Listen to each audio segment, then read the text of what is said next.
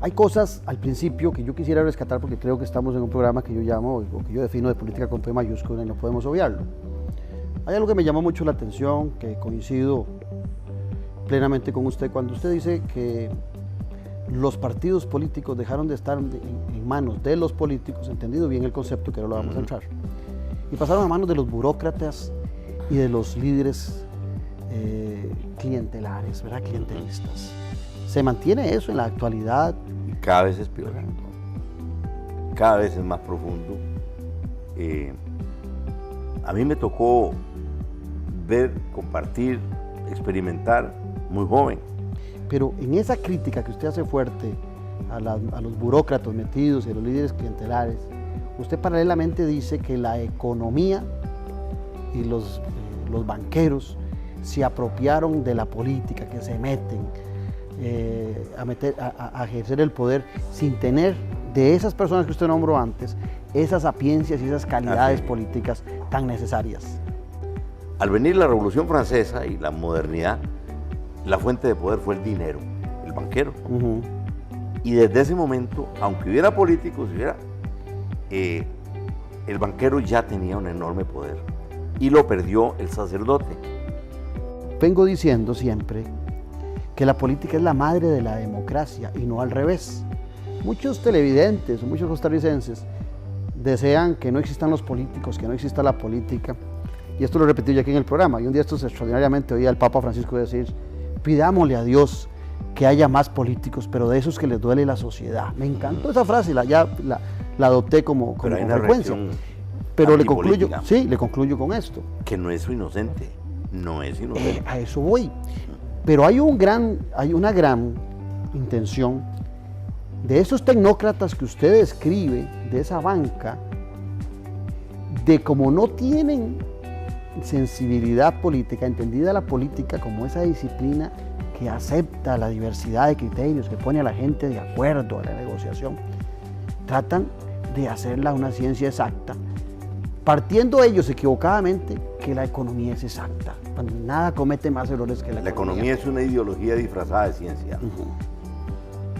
Así lo veo yo. Sí. Carlos Manuel lo trajeron, estaba en un puesto importante en la CEPAL, con la imagen de un economista cepalino.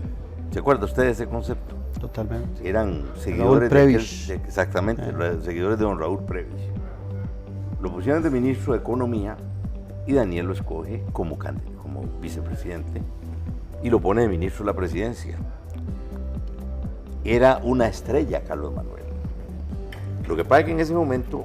Pero era tieso políticamente. Totalmente, ¿no? Como decía Luis Alberto. Era un cocodrilo político. Era como un elefante en un museo de porcelana. Todo lo quebrado. Claro.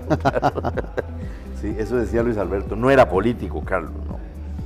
Estaba Eduardo Lizano en ese grupo, Fernando Naranjo. Le llamaban los doctorcitos a todos, ¿no? Porque eran doctores. Daniel nos pidió a Elías Soleil y a mí que formáramos parte de ese grupo porque Elías presidía Hacendarios y yo Económicos en la Asamblea. Bueno, ahí... Un abogado y el otro ingeniero. Sí. Yo pues, no sabía de economía, pero sabía muy bien qué pensaba Daniel y qué pensaba don Pepe. Y qué pensaba Luis Alberto, que tenía menos posición que ellos en ese campo. Y yo encontraba que lo que estaba diciendo Castillo era contrario a eso. Cuando Castillo llega con el plan ya redactado por él, después de varias reuniones ahí, yo estaba con Daniel y Rodolfo Quiroz Guardia, que formaba parte de ese grupo también, presentando un plan de granos básicos, que fue una cosa revolucionaria. Daniel echó por tierra todas las teorías de los economistas. Pues Daniel agarró el documento de Castillo, el plan que Castillo le dice: con esto salimos de esta crisis. Y empieza Daniel a pasar hoja. No iba por la mitad cuando agarró, cerró el papel y lo tiró. Y le dice: Carlos Manuel, a mí me tomó 20 años llegar a presidente para que usted me venga aquí a plantear ideas para hacer un gobierno igual que el de José Joaquín Trejos, ¿no? Claro, ideas conservadoras, reducir el déficit fiscal, todo el modelo que nosotros llamábamos anfista. Pero Carlos Manuel era un delfín de las cámaras, ¿no? La Cámara de Industria. Era el hombre más apetecible. Sí, tenía credibilidad en ellos. ¿Cómo? Claro. Había afinidad. Cuando Luis Alberto Monge nombra a Castillo presidente del Banco Central, es Carlos Manuel el que trae el primer PAE. Le pasa esa factura tanto en el gobierno de don Daniel Oduber como en el de don Luis Alberto Monge. En los dos usted le pasa una factura. Hay algunos mal pensados que dicen que el efecto de ese trato que usted le da a Carlos Manuel Castillo en el libro hizo que su esposa, la viuda Kira de Castillo, se quisiera sacar con el clavo con usted, tratando de expulsar a su hermano del Partido Liberación Nacional.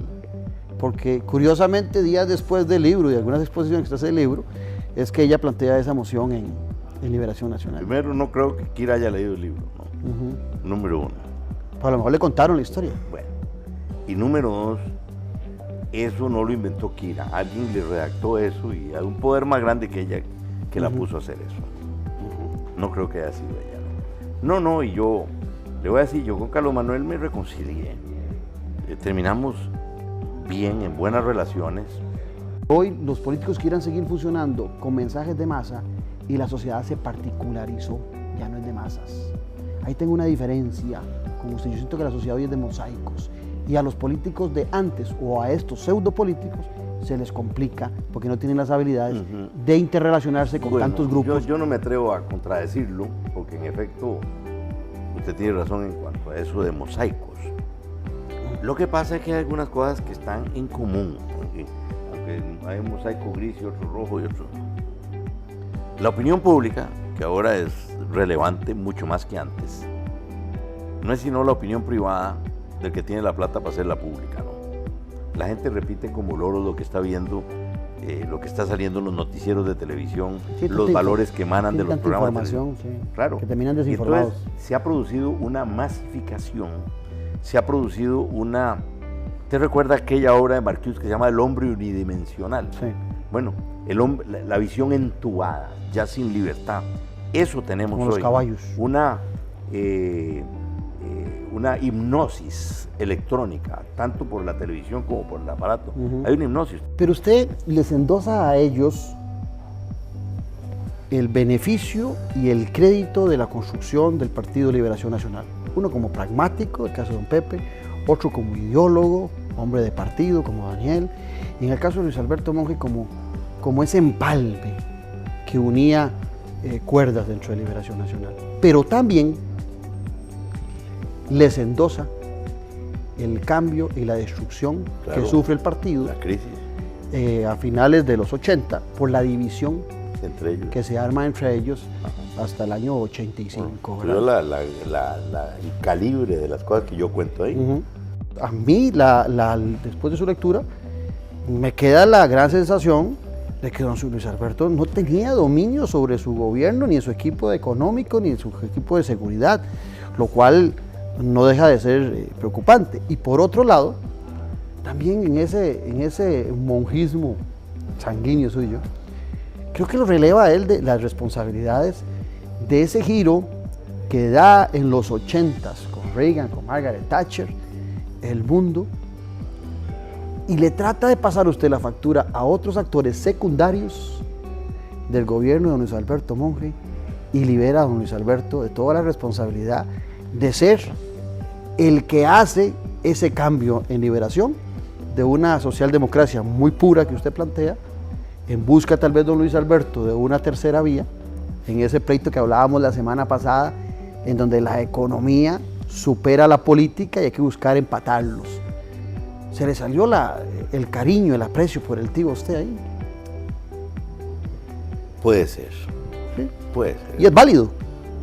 Usted, perdón. Sin embargo, le voy a decir que yo considero igualmente responsable a Luis Alberto de haber personificado y haber mantenido situaciones que sembraron la semilla que luego explota en esta crisis que vive el Partido de Liberación Nacional. No niego eso.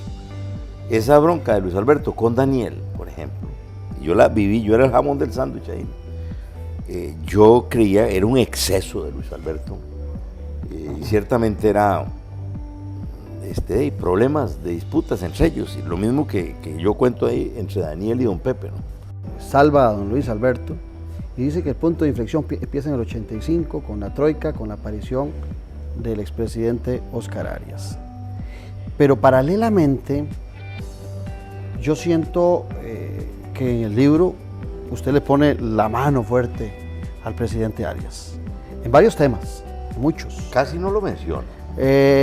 No, sí lo menciona Muy poco, varias veces, por ahí marqué yo las veces que lo nombra, y también hace referencia a de que él llega a ser presidente, que abre el partido a hacer convenciones, pero usted era miembro del partido en ese momento, convenciones abiertas, sí. porque él sabía que con amigos fuera de La Nación en aquel momento. de Liberación podía lograr la candidatura, y que la troika en ese pleito le habían facilitado en mucho aquel tema de sin padrinos, sin muletas, que decía el presidente Arias. No lo dice exactamente así, pero sí plantea esa idea. Pero siento yo también ahí un resentimiento fuerte, duro, o una diferencia, o envidias políticas entre dos personas muy capaces, usted y el presidente Arias, pero siento que en esa parte del presidente Arias, usted duro le pone mucha culpabilidad de los cambios en Liberación y de los cambios en el país. Mire, me parece que el hecho de que yo no tocara y desarrollara a fondo el tema de que una valija con dólares en el aeropuerto se lo habían llevado a casa presidencial y la valija se la habían quitado a un socio de Oscar Arias, ¿no? Que era Ricardo Allen, ¿no? Y entonces la llenaron de calcomanías mías para presentar eso y que el país me echara la culpa a mí como ocurrió. Revela que yo no tengo ninguna intención de sacarme clavo, pues no, todo eso apenas lo mencioné eso, ¿no?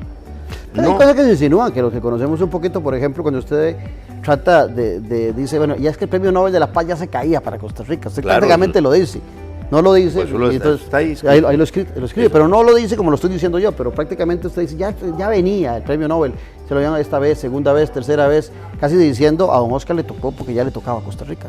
Le tocaba a Costa Rica, si usted ve pero no hay un poquillo de mezquindad ahí. El razonamiento. En reconocer. Sí, Oscar tuvo el mérito, tuvo un gran mérito, aunque Vinicio Cerezo y otros presidentes de Centroamérica digan que el proyecto del Plan de Paz era conjunto, en lo cual tienen razón, el que más lo peleó fue Oscar Arias, ¿no? Entonces usted dice que después de lo de las calcamonías y toda esa campaña que usted estaba, que se le cae, tiene que buscar ayuda de sus amigos, de Felipe González, de Carlos Andrés Pérez, y que logra apoyo económico para terminar la campaña. La campaña, sí. Ajá. Digo esto porque parece sorprendente, hoy en día ningún extranjero podría darle plata a un candidato, a un precandidato para terminar su campaña, y en esa época era válido, y usted lo abiertamente dice que la esposa de Peña, digamos, el de República Dominicana, Peña Gómez,